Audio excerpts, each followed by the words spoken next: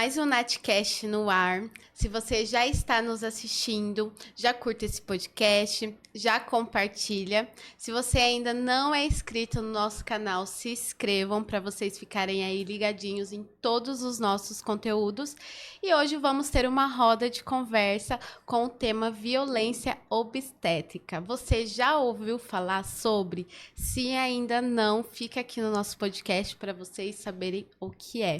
E para estar falando comigo sobre esse assunto, hoje estou com a doutora Tatiane Franco, ela que é médica pediatra, especialista em nutrologia infantil, doutora Tati. Também estou com a Raquel Borges, que é graduada em fisioterapia, pós-graduadas em terapias manuais e posturais, em gerontologia e fisioterapia pélvica. Raquel, gratidão por estar aqui no Natcast.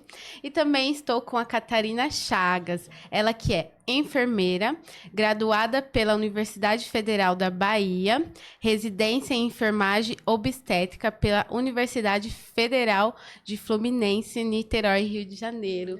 Meninas, gratidão por vocês estarem aqui no podcast, por a gente falar, né, sobre esse tema que é pouco ainda falado agora, que está começando um movimento nas redes sociais.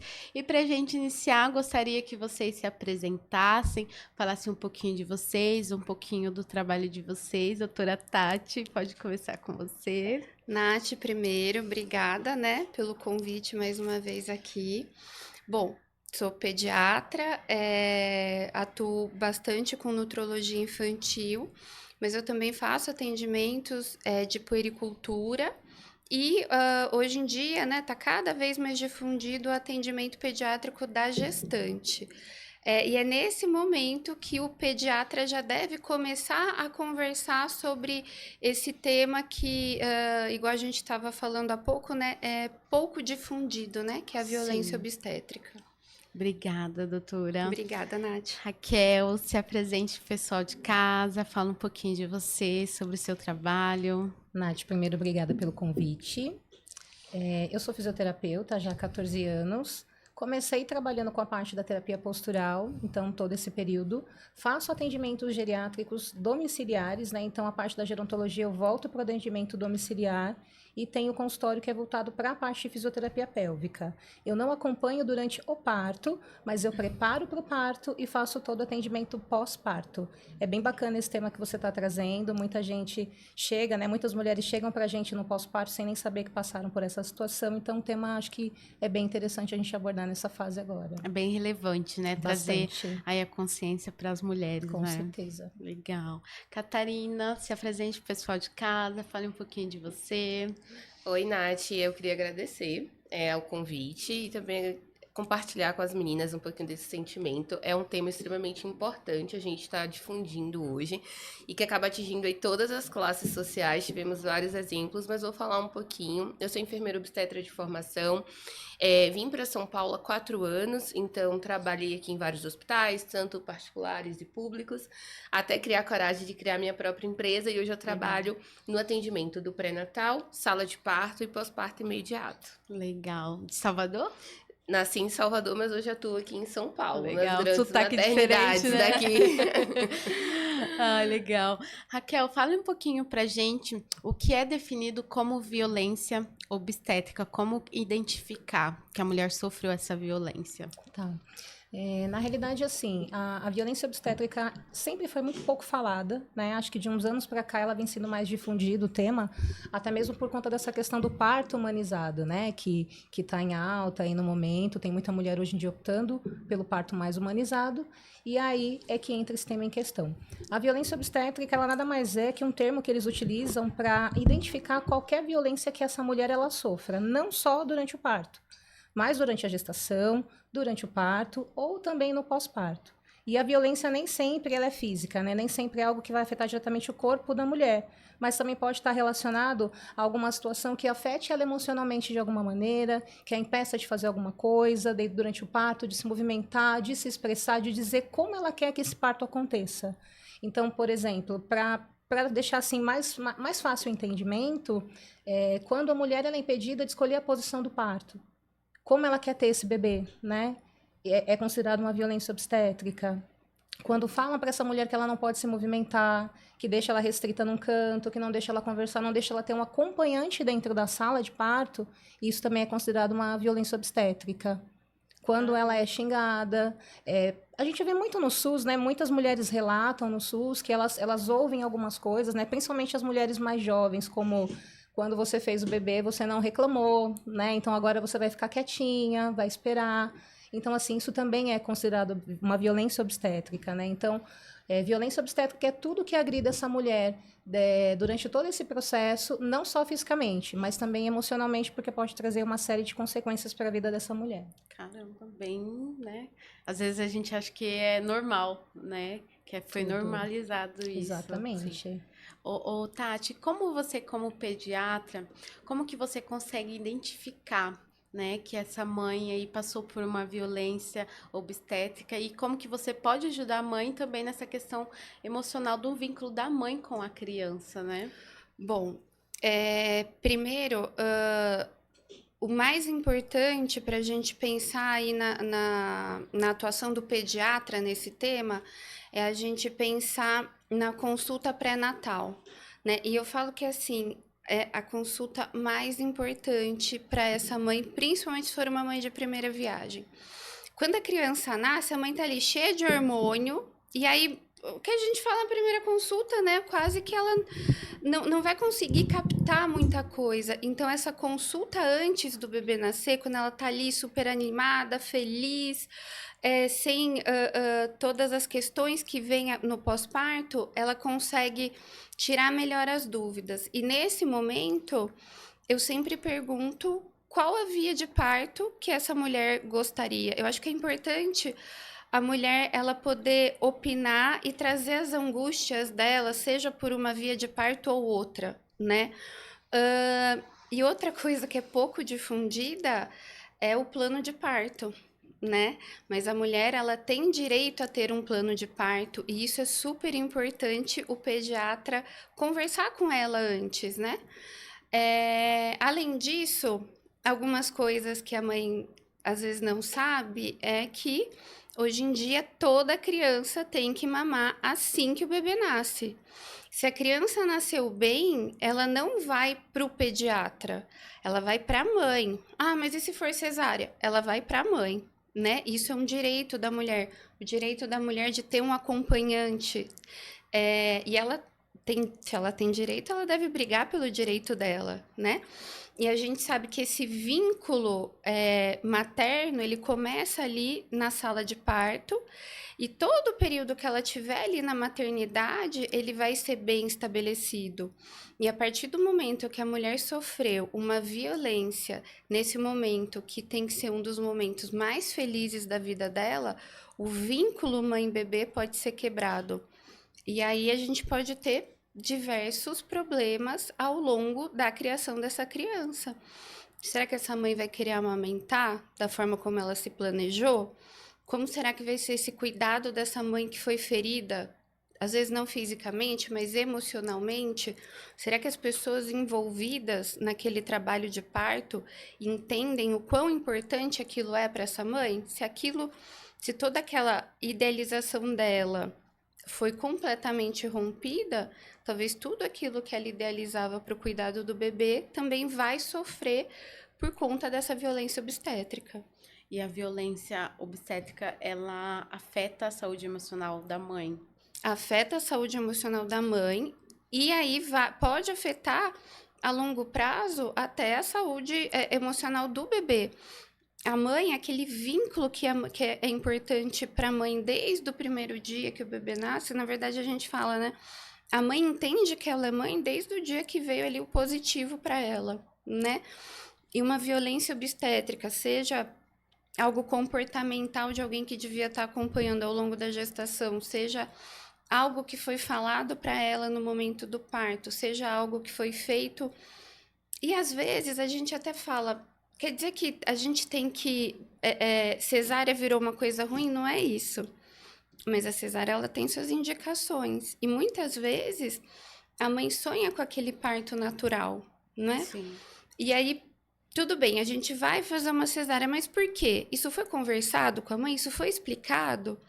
Vira e fala, olha, questão de sofrimento fetal, tem várias coisas que podem ser discutidas e esclarecidas para essa mãe antes do nascimento do bebê, para ela ter certeza que o que ela está fazendo é o melhor para o filho dela, né? Senão já nasce uma mãe, nasce uma culpa, e olha o tamanho da culpa que a gente está dando para essa mulher no momento mais importante da vida dela, que é o momento que ela está trazendo o amor da filha dela ao mundo, né? Sim. Acho que talvez se a gente pensar nessa magnitude, essa magnitude que tem, a gente consiga ver de uma outra forma esse trabalho de parto como um todo. Legal. Catarina, e como que é no seu trabalho, né? Hoje que você acompanha as mulheres, os partos como enfermeira, o que você mais vê sobre essa questão de violência no seu dia a dia ali no trabalho? Vou pegar um pouquinho um gancho da doutora Tati. Eu falo que hoje eu sou privilegiada porque hoje eu atuo com equipes particulares, né? E aí, quando a gente atua dentro de uma equipe particular, seja com pediatra particular, com a médica ali, parceira, obstetra, a gente consegue, né, trazer um cenário muito melhor aí para esse nascimento. Mas nem sempre essa foi a minha realidade. Então, eu tô mais nesse cenário esse ano e há 4 anos eu atuava nos plantões, né, aqui em São Paulo, seja público ou privado. E aí eu via muita coisa. E eu acho que foi isso que me fez mudar um pouquinho a rota, o caminho. Então, mulher tendo o direito negado do acompanhante. Então, isso que as meninas estão exemplificando é o que acontece mesmo. Então, tá muito cheio, não pode. Ou então, o acompanhante tem que ser só do sexo feminino. Você não tem direito de comer durante seu trabalho de parto. Você só pode tomar água. Não, você não pode sair da cama. Na hora de parir, não grita, não faz barulho. Então, assim, foram muitas coisas que foi ao decorrer dos anos que foi me incomodando e eu sempre fui ali lutando por essas mulheres. E eu falei, eu acho que eu vou mudar minha forma de trabalhar, porque eu falo que é todo dia um 7-1 diferente. A gente tá ali, né, lutando, e também isso traz um desgaste pro profissional.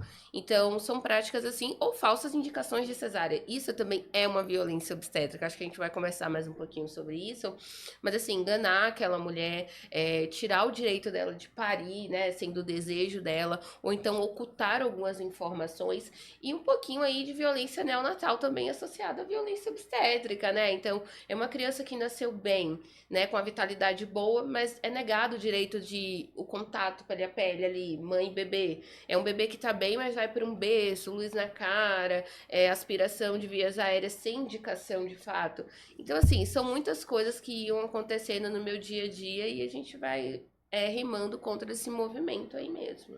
O que seria violência Neonatal. neonatal? A gente tem um pediatra aqui, vai falar muito melhor que eu. Mas, assim, a violência neonatal, ela tá muito associada também a esse cenário do parto violento como um todo, da violência obstétrica. Então, pensa comigo, vamos puxar uma linha de raciocínio. O bebê, ele tá lá dentro da barriga, no escurinho, numa temperatura ali de quase 38 graus, num quentinho. É um ser humano que não está acostumado a ser manipulado. E ele nasce de cara, ele já tem que dar com a luz na cara dele, então a gente põe um refletor lá na cara dele. A gente já começa a manipular com movimentos mais bruscos. A gente que é adulto, a gente não gosta de ser manipulado, né? Um estranho tocar em você. Então você já tira ele ali do cheirinho, do contato, da voz, de perto da mãe, leva para um berço aquecido, começa a fazer uma série de procedimentos que por si só são dolorosos. Entendo que são necessários, mas assim, não são urgentes. Então, uma vacina, ela tem que ser feita, mas ela não precisa ser feita antes da primeira hora de vida. Primeira hora de vida, o bebê tem que estar com a mãe. Claro, eu tô falando de um cenário que um bebê nasceu bem, né? Que é a maioria dos cenários. Então, esse bebê nasceu bem, ele tem que estar com a mãe dele. Ele não tem que ir por um berço aquecido, ser medido, ser pesado. Isso não é urgente. Sim. Isso não é urgente. Ser aspirado, muitas vezes machucar a mucosa. Então, passar uma aspiração é uma sonda que a gente, né, mais o pediatra que acaba fazendo isso. Eu fazia em casa de parto, né, se tivesse essa emergência. Então, assim, 1 ano atendendo casa de parto, eu aspirei um bebê na vida. Caramba. Então, será que é tão necessário fazer isso de rotina, como a gente vê dentro dos plantões hospitalares? Então, é algo pra gente se pensar, né? A maioria dos bebês não vão precisar de aspiração ali de vias aéreas. E aí machuca a mucosa do bebê. Então, assim, meio que você fica manipulando aquela criança ali o tempo todo. E isso pode gerar aí repercussões mais pra frente, com certeza. Legal. Quer incrementar, doutora? Ah, Eu acho que a questão daquela primeira hora de vida, né, que a gente precisa tanto fortalecer, e isso já é algo que mundialmente a gente vem falando, né? A famosa Golden Hour, que antes as pessoas falaram assim, a Golden Hour é só o bebê mamar na primeira hora de vida. Na verdade, não, né? A gente hoje em dia tá falando no minuto de ouro já, para ver se as pessoas começam a entender.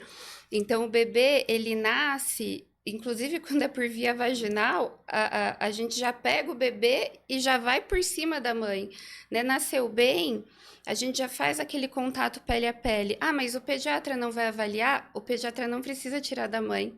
A gente consegue secar o bebê enquanto ele tá na mãe, a gente consegue auscultar o bebê. Eu olho o bebê na mãe, eu consigo ver se ele tá com algum sinal de desconforto respiratório, tá batendo asinha de nariz, tem algum sinal aqui de retração, eu consigo ver as costelinhas. Não tem nada disso. O bebê tá lá, tá ficando rosinha, bonitinho. É com a mãe que ele tem que ficar, né? Eu lembro quando eu fazia faculdade, inclusive, tudo isso a gente fazia naquela primeira hora, né? E tirava o bebê, e secava o bebê, e auscultava, e via como é que ele tava, e já dava que o pessoal já ia ajudar a gente a pesar, a medir, e já fazia até a vacina de hepatite B ali na sala de parto. E depois ia para a mãe, né? E se você for pensar lá atrás ainda o bebê sair disso tudo ainda ia tomar banho, né? E hoje em dia a gente vê, assim, o ganho que a gente vem tendo, né? Cada vez mais a gente deixar que o trabalho de parto ocorra cada vez mais natural possível. Isso é muito importante, né? Por que a gente tem que sair fazendo um monte de coisa para o bebê? Se a gente não tivesse lá, ninguém ia fazer nada. Isso é o natural. E é isso que a gente tem que cada vez mais brigar por isso. Sim.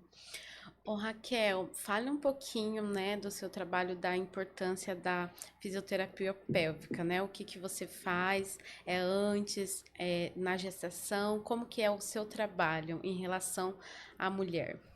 Então, eu trabalho diretamente com a mulher, geralmente logo no início da gestação. Hoje tem estudos que comprovam que quanto mais precoce ela começar esse preparo para o bebê nascer melhor, para ela conseguir chegar ali na via de parto que ela tem intenção, né? A maioria das pacientes que me procuram hoje vem com a intenção do parto natural, não quer cesárea. Algumas já tiveram o primeiro parto cesariana, e aí tem todo o pós-cesariana, que para elas é bastante traumático, dolorido, e aí às vezes elas optam pela tentativa do parto normal, né? E aí no consultório a gente trabalha essa mulher quanto às posturas, a gente trabalha a musculatura pélvica dela para ela estar com uma boa flexibilidade, mas não é só essa questão muscular, né? Eu acho que além dessa questão muscular, a gente mostra para essa mulher como que funciona, né? Como que é o trabalho todo durante o período gestacional, como que o bebê vai estar em cada fase, de que maneira que ele vai estar se encaixando, as posturas que são mais adequadas para ela ou não, porque assim, a gente tem que pensar que na hora do parto, a mulher ela tem que ser a protagonista do parto, né? Ela tem que dizer o que ela quer. Qual que é a melhor posição para ela? Tem profissional que diz que é melhor na banqueta de parto. Hoje a gente sabe que a banqueta de parto pode gerar uma lesão perineal, né? Pode acabar fazendo uma epísio espontânea, teoricamente, né?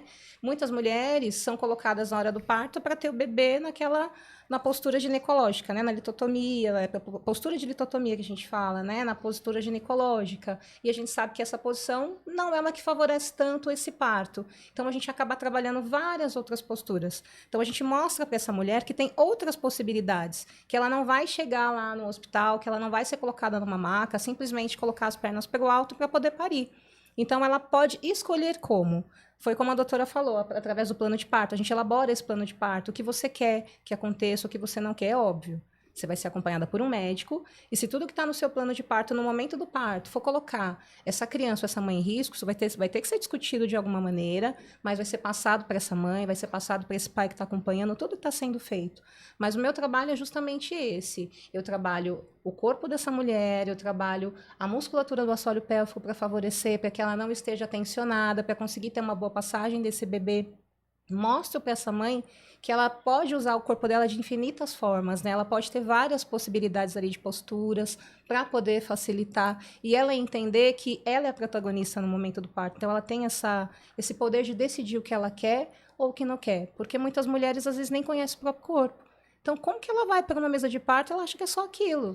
Deitou, Que só posição tem ginecológica, um jeito, tem o né? bebê e é só daquele jeito, né? E aí tem infinitas possibilidades, né? Sim. E é assim. Ô, Raquel, e as pacientes que você atende, que você percebe que tiveram aí uma violência, né, obstétrica, você acha que essas mulheres, ela têm a consciência que ela sofreu essa violência? Eu acho que é bem relativo. Por exemplo, quando é uma paciente que vem para mim antes do parto e ela faz todo o acompanhamento, eu gosto muito de sentar com ela e sento com o marido também. Eu peço para o marido companheiro, né? E em uma das sessões que antecede aí o período do parto, eu gosto de preparar essa mulher. É como se fosse uma aulinha, né? Que a gente faz uma aulinha mesmo. Senta e conversa. Olha, você pode levar um acompanhante, você tem direito a escolher a posição do parto, você pode beber água se você sentir sede, você pode comer, você precisa de energia para poder parir. Tem mulher que fica mais de 20 horas em trabalho de parto, né? Então, assim, eu elaboro com ela como se fosse uma cartilha mesmo, sabe? Como se fosse uma aulinha do que ela pode, do que ela não pode, para ela saber quais são esses direitos dela, para que ela possa entender que se acontecer alguma coisa fora daquilo, ela pode estar passando por esse processo de sofrer uma violência obstétrica. Agora, quando é uma mulher que normalmente não teve nenhum acompanhamento, que acontece muito, né? Algumas não fazem um acompanhamento com uma fisioterapia pélvica, com nenhum tipo de acompanhamento antes para se preparar para esse parto.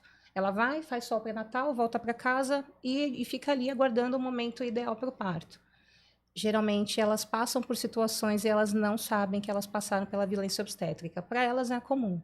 Né? Ah, hoje não pode ter um acompanhante, ou você não pode tomar água, ou você tem que ficar quietinha ali e aguardar, né? Então, assim, na rede privada é um pouquinho mais difícil hoje em dia disso acontecer. Não vou dizer que não aconteça, né? Também pode acontecer. No SUS a gente vê um pouco mais, né? Muitas pacientes chegam para mim no pós-parto proveniente de uma cesariana, só que ela não queria uma cesariana, mas ela fez pelo SUS. E lá foi feita uma cesariana. Ela Como disse se ela não tivesse uma escolha, ela não tinha uma tivesse escolha, voz. ela não tem voz. Hoje em dia a gente vê tem um site, depois eu até te passo, que fala muito sobre esses estudos de parto. E aqui no Brasil, mais de 45% dos partos do SUS são cesarianas, né? Então, assim, na rede privada, durante um bom período, eram mais de 90% dos partos. E aí você se questiona, né, no SUS, será que todas essas mulheres realmente têm algum problema para não poder ter esse parto numa via normal, né? Será que a via de parto realmente tinha que ser uma cesariana? Ela foi comunicada que teria que ser uma cesariana, mas para elas é natural, é normal. Então, quando ela não tem um preparo antes do parto, ela já tem essa consciência. Agora, quando ela não tem esse preparo, muitas delas vêm para o consultório para fazer algum acompanhamento do pós-parto totalmente sem essa consciência de que passou por esse processo. Caramba. É triste. É muito triste. Ô, Catarina, e você, como, né, uma enfermeira que você tá ali acompanhando a sua paciente, se você vê que ela tá tendo, né, tá acontecendo essa questão da violência com ela, você em algum momento pode interferir nisso ou não? Sim, com certeza, como já interferi várias vezes. Sério? Já. Caramba, conta a sua experiência. Já, eu tive um caso mais recente, agora no mês de novembro, que essa paciente, ela me procurou, mas ela não conseguia arcar com a equipe completa, então ela contratou a enfermeira obstetra e pediu que a gente fosse ao hospital de destino, e aí a retaguarda seria, né, uma equipe hospitalar. E a gente sabe que plantão é roleta russa, né? Tem dia que vai ter pessoas muito legais e tem dias que não vão ter pessoas tão legais. E aí, de manhã, a gente tinha um plantão de uma configuração e um hospital que me deu bastante autonomia ali quanto enfermeira obstetra. Então, a gente fez vários movimentos com a paciente, as coisas evoluíram muito fisiologicamente. E à tarde, isso também vem muito aí da enfermeira, eu percebi que a progressão do trabalho de parto não estava evoluindo como dentro do esperado. Então, a gente estava tendo uma situação ali de parada mesmo da dilatação. E aí, esse olhar técnico vem, né, também pra gente ver quando ou não agir. E o que agir, o que fazer, né? E quando eu falo agir, não é intervir de forma violenta. Hoje a gente tem spin babies, que são exercícios, né? Que auxiliam esse processo da descida do bebê na pelve, nesses partos mais desafiadores. E aí eu chamei uma profissional da saúde para fazer uma avaliação em conjunta comigo e perguntei, né, o que é que ela achava. E aí ela simplesmente falou assim, não, eu acho que vai rolar e tal. E o que é que ela começou a fazer? Ela fez um toque vaginal na paciente e ficou assim, escancaradamente reduzindo o colo, que é um processo extremamente doloroso. Então, é quando você faz um toque vaginal e meio que você força a dilatação ali com o seu dedo. Gente, a gente com contração dói pra caramba. Imagine você fazer estimulando isso. E ela ficava falando assim: não, você vai conseguir seu parto normal. Então ela ficava vendendo essa ideia do parto, né? E reduzindo o colo. E é um processo extremamente doloroso que não tem indicação nenhuma de ser feita mais. E aí eu falei assim: doutora, eu pedi uma avaliação sua. Eu gostaria que você parasse de fazer esse procedimento na minha paciente. Né? Porque a paciente não estava percebendo que estava sofrendo violência obstétrica. Isso dentro de um hospital particular muito renomado em São Paulo, tá? Caramba. Fora do contexto de hospital público. Então, assim, claro, a gente nunca vai entrar em um embate, né, na frente da paciente, porque quem perde ali é a paciente. A gente não vai trazer experiência, mas entre linhas a gente vai falando: vamos fazer de outra forma? Vamos tentar de outro jeito? E aí a gente vai intervindo, né, sem dar essa perda e não fazer que a experiência vire algo negativo para a paciente. Porque, imagine, né, a paciente está vendo ali o nervoso que ela deve passar, né, ali em relação a isso. Ô, Tati, no seu ponto de vista, né, como médica, você acha que a formação, né, de medicina, ali quando você estuda, é suficiente? O tema de violência obstétrica é falado, é passado para esses profissionais, ou você acha que falta mais informação? Nath, quando eu tive, né, talvez muita sorte, eu me formei em Bragança Paulista, né, e lá, desde a época da minha faculdade, a gente já conversava sobre isso. Porém, eu acredito que de uma forma ainda superficial, né? Lá a gente fazia muitos partos, a gente até brinca, né? Que a porta era tudo referenciado, né? Criança, adulto, porém gestante a porta era escancarada. Você olhava assim, chegava para o plantão cheinho de gestante. Então, assim, de uma forma geral, eu acredito que eu não vi muitas indicações de cesárea só para vamos finalizar o plantão, né? Vi vários partos ocorrerem de forma natural.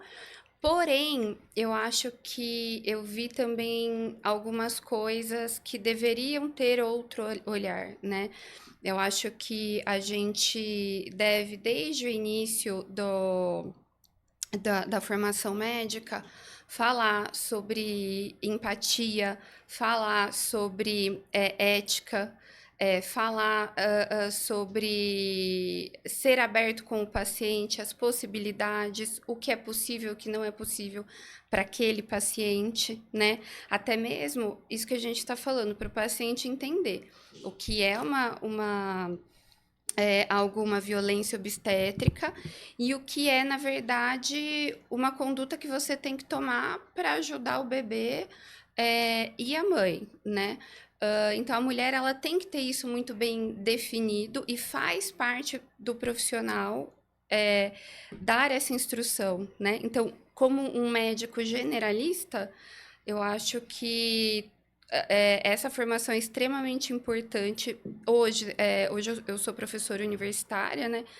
E é algo que a gente tenta mostrar o tempo todo. Então, a gente fala muito sobre postura diante do paciente, a ética, como que você vai conversar. A gente faz muita simulação com os alunos, a gente mostra muito para eles. Até mesmo hoje em dia tem bonecos que fazem tudo, né? Então a gente tem o boneco, uma boneca que ela tem um parto vaginal e a gente faz toda uma simulação com o ginecologista e com o pediatra. E na parte da pediatria, essa mulher tá tendo um parto por via vaginal, então eu falo, o que que vocês vão fazer? Ai, a gente vai pegar o bebê e vai... Não, você não vai fazer nada, você vai deixar o bebê ali mamando. Nasceu bem, vai mamar. Então, isso eu acho que vem melhorando bastante, né? E além disso, quando o médico decide trabalhar ou como pediatra ou como ginecologista e obstetra, durante toda a vivência dele da residência médica, é importante ele perceber, né, durante a minha residência, né, a área de neonatologia, eu fiz toda na maternidade de Campinas, que é um hospital muito bacana, então a gente já tinha centro obstétrico, a gente já tinha enfermeira obstetriz, então talvez eu até vivi uma realidade um pouco melhorada aí, né? Sim. Mas quando eu saí de lá e comecei a trabalhar com sala de parto em outros hospitais, eu vi que a vida não era. Mar de rosa. Pois é. Já vi que assim, elas não tinham nem as bolas para fazer as atividades para tentar. Na verdade, elas ficavam ali em alguns hospitais na maca, esperando ver se ia dilatar, não vai dilatar, coloca ocitocina, ó, não deu certo. Né? Então a gente. E também, assim, vi isso em hospital público e vi isso em hospital privado. Né? Eu acho que falta, no meu ponto de vista, né? Independente se você tá trabalhando, né, o médico, enfermeira, fisioterapeuta, se você tá trabalhando no SUS ou num hospital particular, eu acho que tem que ter essa conscientização. Porque hoje em dia a gente vai no SUS só por Deus, né? O tratamento ele tem que ser igual, independente de qual setor você trabalha. Eu trabalho no setor privado e trabalho no público também. E o meu paciente ele é tratado da mesma forma, independente do local que eu estou atendendo ele. A gente ouve assim bastante, mas é que eu atendo rápido, eu faço o que eu consigo porque eu só tenho X tempo. Então, às vezes a gente tem que repensar aquilo que a gente também vai estar se expondo, aceitando, né?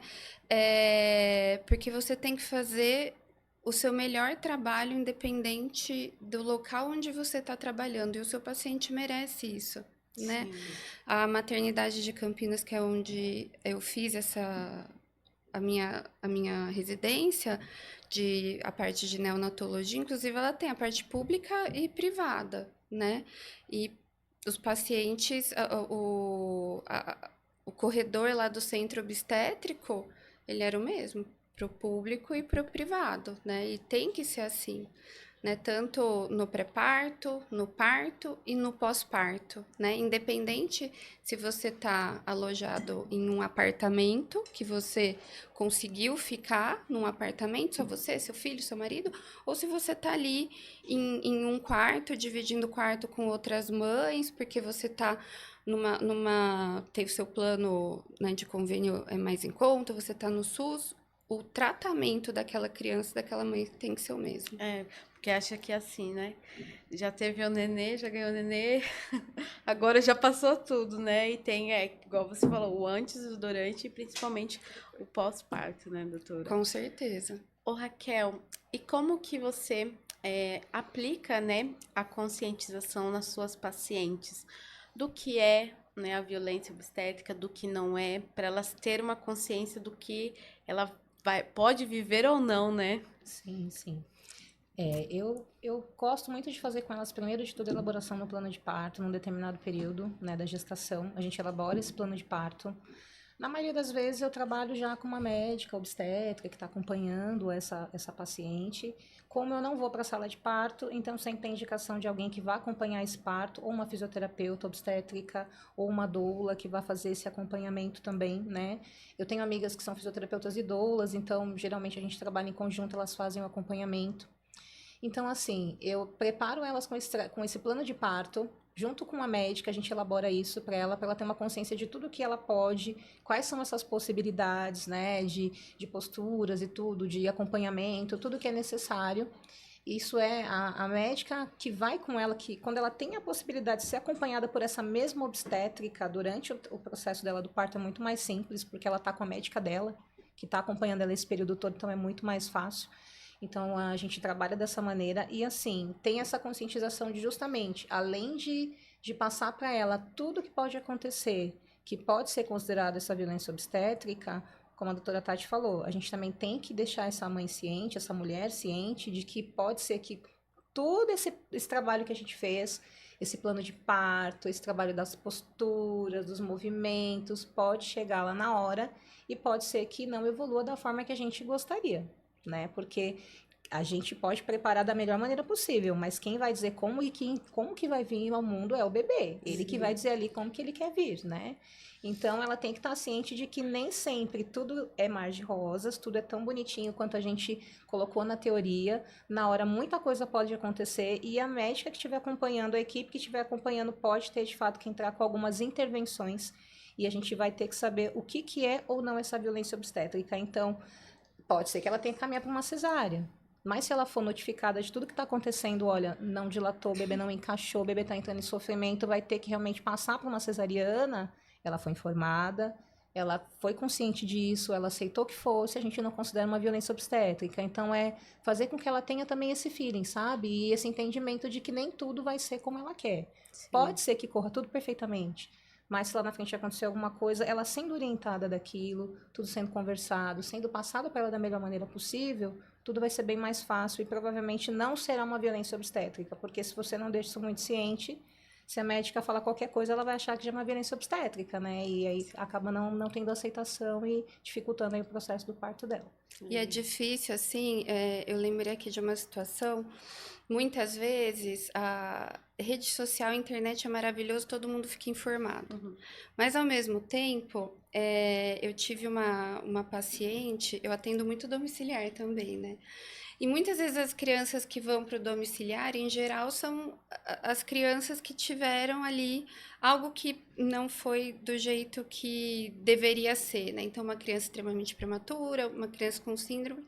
E eu lembro de um caso de uma criança que ela nasceu a termo, né? Então, a gestação foi concluída no tempo correto, entrou em trabalho de parto. Porém, o trabalho de parto se prolongou às custas de algo que eu quero um parto normal a qualquer custo, né? Então, é importante a gente que está antes com essa mulher também explicar para ela que nenhum extremismo vale a pena, né?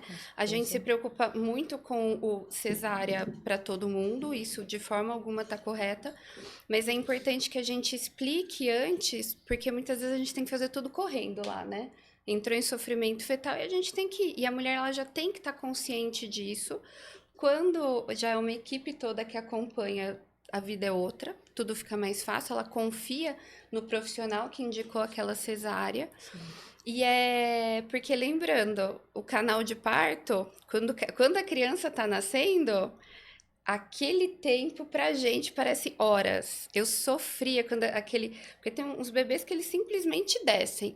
E tem alguns que ia e eu falava, meu Deus do céu, eu já começava a rezar ali, porque parece um tempo gigante, né? Então, a gente sempre tem que orientar a mulher de todas as formas, né? Ela tem que, ao máximo, brigar por aquilo que ela quer, isso com certeza, né? Sim. Só que ela também precisa muito entender essa questão, que às vezes tudo aquilo que ela queria, talvez por contas até mesmo de coisas que a gente não prevê, vai evoluir talvez com uma cesárea, né? Quanto tempo, mais ou menos assim, vocês que são profissionais, que a mãe, tipo, não tá conseguindo o parto, tantas horas, tem que ir pra cesárea? Na verdade, não é o tempo, né? Enquanto o bebê... Na verdade, quando a mulher, ela tá já evoluindo para o final da gestação, o pessoal que faz o acompanhamento dela já vai começar a fazer toda a vitalidade fetal, né? Toda Pra ver que se o bebê tá bem lá dentro ainda, né? A gente fala que ele tá ali no forninho dele, se o forninho ainda é o melhor lugar pra ele, né? Chega que no fim da gestação, ela vai em consultas a cada 2 dias. Ficou bem? Entrou em trabalho de parto? Na verdade, é o bebê que vai contar pra gente, né? Eu tô bem aqui ainda, pode me deixar aqui. Sim. Mas pode chegar algum momento. Eu falo que assim, graças a Deus eu não assisti o parto do meu sobrinho. Minha irmã ficou horas em trabalho de parto, acho que sei lá, 12 horas. E aí, ele tava no canal, quase insinuando, entrou em sofrimento fetal. E, Caramba. né, a gente fala que a gente tem que luxar a cabeça para poder fazer a cesárea. Eu falei, se fosse eu lá, eu tinha tido um infarto, né? Sim. Então é super importante esse acompanhamento da vitalidade fetal, né? E a enfermeira obstetriz, eu acho que é a pessoa, né? Acho que assim, até num centro obstétrico a mais importante, porque ela que fica ali do lado da mulher, avaliando, né? Fazendo toque quando necessário e da forma correta, porque ele é necessário, mas Sim. também não precisa fazer a cada 5 minutos, né? Ô, Catarina, e como que é pra você, né? Você trabalhar com essa questão de parto ali, as mães, como que você falou assim, eu quero ser enfermeira obstétrica. Como que foi esse processo? Olha, eu sou apaixonada pelo meu trabalho. Quando eu entrei na faculdade de enfermagem, eu queria trabalhar como parteira urbana, né? Que hoje é enfermeira obstetra ou obstetriz, que a gente aqui em São Paulo tem um curso de obstetriz da USP. Assim, eu falo que é um trabalho árduo, mas extremamente, assim, desafiador. Mas, assim, a pessoa meio que tem que ter aquilo como missão de vida. Eu acho que hoje que o profissional de parto, né? Seja doula, enfermeira obstetra, médico obstetra, neonatologista que faz sala de parto, anestesista, fotógrafo, tem que ter amor àquilo, né? E assim, eu falo que quando os pacientes me ligam 3 da manhã dizendo que entrou em trabalho de parto, essa noite. Você não vive, né, mulher? Não, eu fico assim, apaixonada, aquela adrenalina da gente ir lá pro hospital para fazer o atendimento, ou começar também a avaliação em domicílio para entender se de fato entrou em trabalho de parto, porque a gente entende que tem os tempos, né? Tem uma fase inicial que não recomenda que a gente vá logo de cara pro hospital, tem uma fase mais avançada que a mulher já precisa estar sendo monitorizada ali dentro do ambiente hospitalar. Então, assim, eu sou apaixonada pelo que eu faço. Eu acho extremamente importante, você falou da questão da parteira. A gente realmente é a profissional que tá ali, entende a gravidez como um processo fisiológico mesmo. Então, a gente não entende a gestação como um processo de doença. Claro, tem mulheres que têm diabetes gestacional, pré-eclâmpsia, eclâmpsia, que vai precisar de uma série de cuidados ali maiores, mas a gente entende ainda que a gestação é um processo fisiológico. Então a gente vai acompanhar aquilo ali com cuidado, que é o que a enfermagem faz. Então, a fazer a manutenção do cuidado daquela mulher. Então, às vezes, a mulher tá quase parindo de fato e ela não fala com palavras, mas você vê a boca seca da mulher, ela precisa de um copo de água. E ao mesmo tempo eu vou lá e vou escutar a cada 5 minutos na fase expulsiva para entender se esse bebê tá bem. E eu acredito muito nessa fisiologia. Então essa taquicardia assim que o neonatologista tem, eu não tenho tanto porque eu acredito no processo. Agora, claro, quando dá um sinal que as coisas não estão indo bem, a gente ativa as coronárias ali e segue, né, sendo que se estiver dentro do tempo que a gente entende que vai nascer bem por via baixa, ou se precisar mudar o caminho, tá tudo bem também. E é isso, né? Deve ser. Eu acho que eu não teria coragem, gente. A humanização, Eu sofreria ela não junto. acaba quando vira cesárea, sabe? Ela não acaba. Não. Muito pelo contrário, se você muda esse cenário para uma cesariana, isso aconteceu até comigo, eu sou parteira e comecei com um trabalho de parto que depois virou uma cesárea, e eu, quanto parteira, eu queria muito parir. Então, mas a humanização, ela não acaba, então você consegue ali reduzir alguns estressores para aquela família dentro de um centro cirúrgico, que é um ambiente totalmente diferente. Dá um ataque cardíaco ali, tá dentro de uma sala, deitada em uma mesa de cirurgia. Então, eu sou apaixonada pelo que eu faço, eu gosto muito. Catarina, o que é violência obstétrica velada? Olha, essa é a que mais acontece todos os dias, que é aquela violência obstétrica que ela não é tão escancarada. Então, por exemplo, hoje a gente sabe que a gente não tem mais indicação de fazer cristelé. Cristelé é aquele procedimento que antigamente se fazia, que você praticamente montava na barriga da mulher e empurrava. Então, hoje a gente sabe que a gente não tem essa indicação mais. Então, essa é a violência obstétrica escancarada, que de fato, se você for fazer isso numa mulher, a mulher já vai dizer, não, opa, parou. Mas a gente tem aquela violência obstétrica como essa que eu citei mais cedo. Então, ô mãezinha, vamos fazer força, vamos voltar aqui pra cama, põe um queixinho no peito pra respirar e faz força. Então, você já começa a tirar a liberdade ali da mulher do parto. Então, gente, eu falo, testa você, sem contração, botar o seu queixo no peito e fazer força. Vamos ver se você consegue?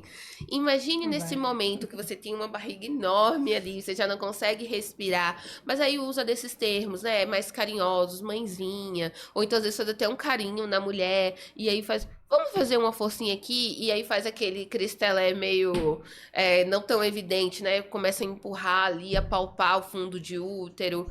Enfim, então a gente tem esses cenários assim que não são tão escancarados, mas que acontecem diariamente. Então fala assim, olha, se você não fazer força agora, você tá pondo o seu bebê em risco, né? Faz força, põe o queixo no peito. E aí você começa a dar uma série de comandos para um processo que tem que ser fisiológico. Que é, eu falo que o bom obstetra, boa parteira, é aquele que senta por cima das suas mãos. Então você põe suas mãos debaixo e você observa. Claro, vai monitorizando, Sim. mas você mais observa do que você dá comando. Porque a gente receber comando em um momento de dor, num momento de fragilidade e vulnerabilidade, acho que só quem passou pelo cenário de ter um filho sabe o quanto a gente se sente vulnerável naquele momento. Então, as pessoas se aproveitam desse momento, né, e do medo. Ah, se você não for pra uma cesárea agora, seu filho vai morrer. E a culpa vai ser sua. Como que fica o psicológico, Vamos, mãezinha, Então, dessa mãe. Traumatizado, né? É. Muitas mulheres entram num trauma que depois do primeiro filho desistem até de ter outra, né? Sim. Ô, Raquel, e no seu ponto de vista do seu trabalho, né, como fisioterapeuta pélvica, qual é o maior desafio que você enfrenta aí hoje nos dias atuais? Em relação à parte gestacional, com as Isso. mulheres grávidas, eu acho que elas lidarem às vezes com uma frustração do parto não ter ido para o natural e ter acabado numa cesariana. Eu acho que para elas isso, quando elas voltam para o consultório, olha, não deu certo, eu não consegui. Não, você conseguiu. Ela se culpa muito, Elas mulher se culpam, né? muito. Eu não consegui, né? E eu sempre falo, você conseguiu, seu filhote tá aí lindo no seu colo, né? Tá bem, tá saudável, deu tudo certo. Não foi menos maravilhoso pelo fato de ter caminhado por uma cesariana, né? Como a doutora Tati mesmo falou, é um processo que pode acontecer, porque por mais que você tenha feito tudo da sua parte, não é você quem define, né? Eu lembro que quando eu fazia a graduação na parte da pélvica, né, que a gente falava muito na questão do parto, tinha alguns professores que falavam muito, né? O bebê sabe o que ele tem que fazer para nascer, né? E como ela mesma falou, é natural, é fisiológico, o corpo vai respondendo. Então, se o seu corpo não respondeu para que fosse dessa maneira, é porque não tinha que ser. Foi cesariana e tá tudo bem. Agora vamos cuidar, né? Desse abdômen, dessa cicatriz, para ficar tudo bem. Então, eu acho que nesse aspecto, o que eu mais lido assim, de dificultoso, o que é mais difícil conseguir trabalhar, e tem muitas mulheres que precisam até de um acompanhamento profissional, um psicológico, por conta desse sentimento. Eu não consegui ter o meu filho normal, então, nossa, eu sou menos mulher por isso, e a gente sabe que isso não tem nada a ver, muito pelo contrário. Sim. Ô, doutora, você acha importante, durante a gestação, a mulher, claro, né, quem tem a possibilidade de ter um acompanhamento terapêutico psicológico, isso é relevante na hora dessa questão do parto? Nossa, 100%. A gente sabe que as mulheres... Bom, é nítido toda a alteração hormonal que uma mulher passa durante todo o período gestacional. Mas o período gestacional, ele é gradual. O momento do nascimento é quando eu interrompo toda essa questão hormonal. Então, eu dou uma queda. Imagina isso, todo esse sentimento. Então, agora, toda aquela parte hormonal mudou. Então, a cabeça já fica meio diferente. Além disso, o meu corpo nem se parece com antes de eu estar grávida. E às vezes as pessoas falam, nossa, mas isso daí é frescura. Ai, mas vai se preocupar com o corpo? O corpo é quem ela é, não é verdade? Nenhuma mulher logo antes do parto vai estar exatamente igual e aquilo vai incomodar ela, né? Vai incomodar ela na hora do marido ver, vai incomodar ela que ela vai se expor ali, inclusive na sala de parto ela está exposta, né? E além disso, ela se tornou mãe. Agora ela tá 100% responsável pela vida do grande amor da vida dela, né? Então você imagina tudo aquilo passando. E tem uma coisa que eu falo, que dar o peito, dar de mamar, é fácil e bonito na novela. Lá na hora, principalmente se é uma primigesta, a primeira vez que está tendo filho, não é fácil. Ele incomoda. No começo, eu tenho até uma colega que acabou de ter bebê, ela teve que fazer até laser na mama, e é pediatra, né? Então, assim, ela dói, incomoda. É uma criança que vai estar lá chorando a cada 3 horas. Como que vai ser para essa mãe passar por todo esse processo, não é? O corpo da mulher, ainda depois do parto, demora muito, demora para essa mulher se entender como mulher novamente, não apenas como mãe, né? São pelo menos 2 anos que a mulher vai voltando a cortar aquele cordão umbilical dela com o filho, né? Então, é importante que ela tenha, além de toda uma rede de apoio, além de pessoas que ajudam ela e compreendam todo esse processo dela, um acompanhamento psicológico, com certeza, é fundamental. Evitar que essa mulher tenha um estresse pós-traumático, caso ela sofra uma violência obstétrica, né? Lembrar do blues puerperal, aquela mulher que acaba sofrendo uma depressão pós-parto, e isso acontece muito mais do que a gente imagina, mas ela guarda para ela aquilo, para ela seria quase uma fraqueza virar e falar, nossa, meu filho nasceu e eu tô deprimida. Não faz sentido, né? E para ela dividir isso com as pessoas é difícil, né? Então, Sim. um acompanhamento psicológico com certeza é fundamental. Legal, Tati. Ô, Catarine, para você, como que é os desafios? O que que você passa mais, assim, de desafio no dia a dia como enfermeira? Olha, são muitos, assim. É, O que é que acontece? A gente precisa, primeiramente, um pouquinho do que a Tati falou, a Raquel falou, quando a gente tem uma equipe ali alinhada no mesmo propósito, as coisas fluem muito mais fluidas, né? Então, as coisas rolam com a sintonia, com um equilíbrio muito grande. Mas no dia a dia, nem sempre esse cenário é perfeito, porque a gente sabe hoje que ter uma equipe de parto é um privilégio, né? É um custo muito alto, então não é todo mundo que consegue arcar ali com todos os profissionais. E aí você lidar no seu dia a dia com profissionais que pensam totalmente diferente do que você acredita, do que você defende. E aí a gente já começa o trabalho no pré-natal. Então a gente prepara a mulher ali no pré-natal. Então quando eu preparo a mulher, eu gosto de falar sobre trabalho de parto, eu gosto de falar sobre sala de parto. O que é que vai acontecer quando o seu bebê nascer? Quem vão ser os profissionais que vão estar ali? O que é que a gente espera de cuidado ali do pediatra, da técnica de enfermagem do hospital que está lá no hospital, que a gente tem equipe hospitalar. Por mais que você vá com equipe fechada, você tem alguns profissionais ali. E aí a gente tentar trazer todo mundo para essa mesma sintonia, eu acho que é um dos maiores desafios. Então, o bebê ele tá no colo, tá mamando, a gente vai fazer uma vacina, dá pra fazer no colo, né? Tá mamando, a mamalgesia, acaba auxiliando nesse processo. Então, acolher esse bebê, acolher essa mulher. E aí a profissional fala, não, desse jeito eu não faço, eu vou acender a luz, tem que ser no berço. Então, assim, aí você fica pensando, poxa, é pura crueldade, sabe? Outra coisa também que acaba acontecendo muito é a falta de acolhimento, e aí vem essa parte psicológica com a mulher no pós-parto imediato.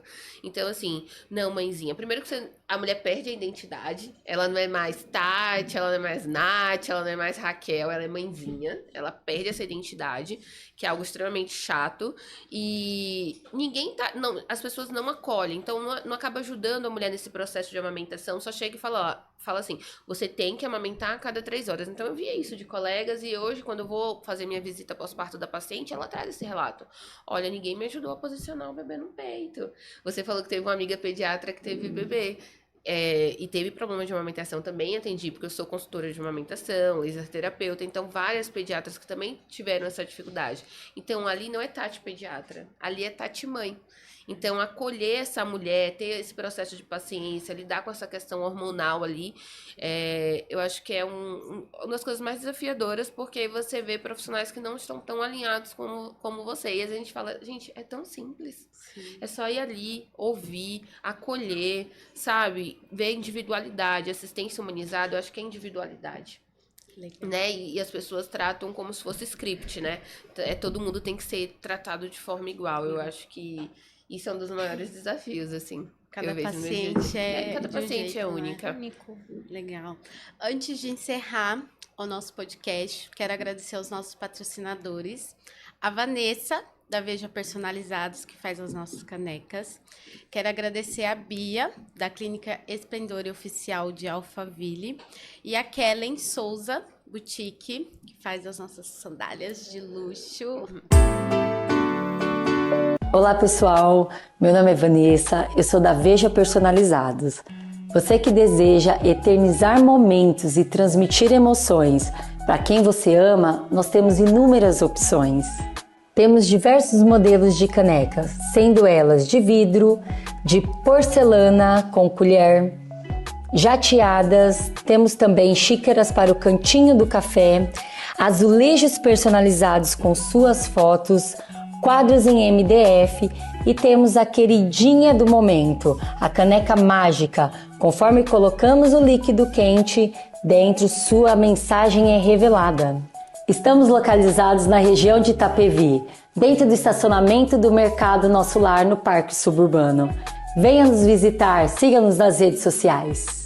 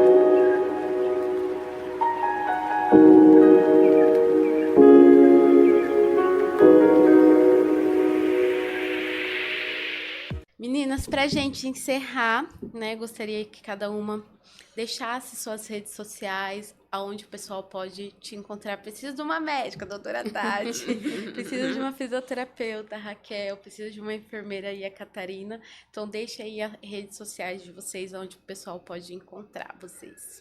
Nath, primeiro vou agradecer mais uma vez o convite, tá bom? E o meu Instagram, @doutora Tatiane Franco. Espero todas vocês seguindo lá. Raquel, deixa o pessoal de casa suas redes sociais, onde o pessoal pode te encontrar. Nath, obrigada pelo convite. Adorei estar aqui com vocês nesse bate-papo muito interessante. As minhas redes sociais, no meu Instagram é Raquel, @doutora.kelborges, fisioterapeuta. Eu tenho um consultório em Osasco, né, na região de Osasco, então quem precisar de fisioterapia por lá, só entrar na rede e me chamar. Obrigada, Raquel. Catarina. Eu também queria agradecer a vocês pela conversa. Eu acho que é sempre enriquecedor, né? A gente ter esse bate-papo, esse olhar multidisciplinar e multiprofissional.